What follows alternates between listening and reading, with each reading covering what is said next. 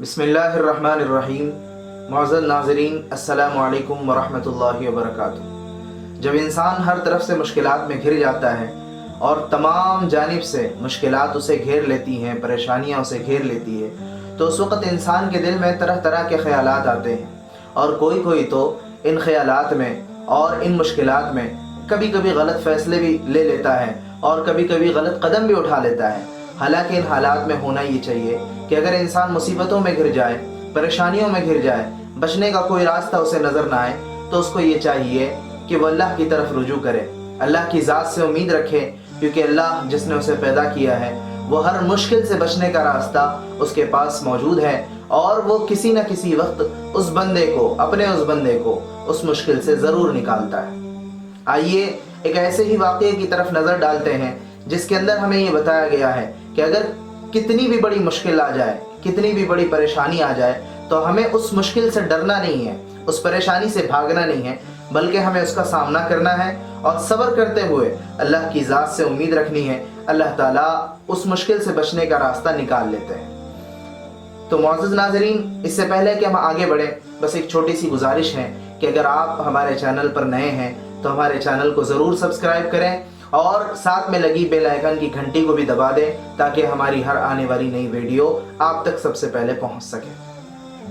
آئیے شروع کرتے ہیں، اس واقعے پر نظر ڈالتے ہیں۔ کسی جنگل میں ایک حاملہ ہرن رہتی تھی۔ جب اس کی ولادت کا وقت آیا تو وہ جنگل میں دور نہر کے قریب چلی گئی اور ولادت کے وقت کا انتظار کرنے لگی۔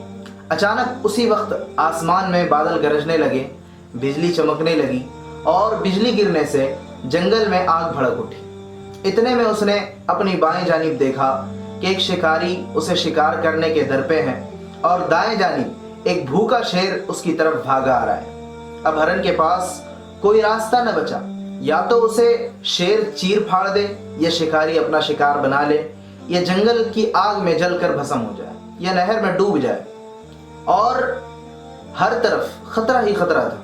اس کے لیے بھاگنے کی کوئی راہ نہ تھی۔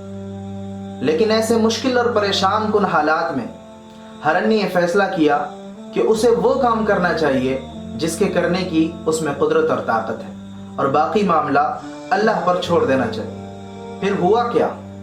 آسمانی بجلی گری اور شکاری کو اندھا کر دیا۔ اس کی کمان سے تیر نکلا اور نشانہ سیدھا شیر کو لگا اور شیر مر گیا۔ آسمان سے تیز بارش برسی اور آگ بجھا دی۔ اب ہرن نے امن و سکون سے بچہ جنا اور پالنا شروع کر دیا۔ اس قصے سے ہمیں یہ سبق ملتا ہے کہ زندگی میں کچھ ایسے واقعات پیش آتے ہیں کہ انسان ہر طرف سے پریشانیوں اور مشکلات میں پھنس جاتا ہے، اسے مشکلات سے نکلنے کا کوئی راستہ دکھائی نہیں دیتا۔ تو ایسے حالات میں انسان کو کیا کرنا چاہیے؟ ایسے حالات میں یہ کرنا چاہیے کہ وہ اپنی مکمل توجہ صرف اس کام پر خرچ کرے جس کی وہ طاقت اور قدرت رکھتا ہے۔ باقی حالات اللہ کریم کے حوالے کر دے، اللہ ضرور اسے پریشانیوں سے نجات دے گا۔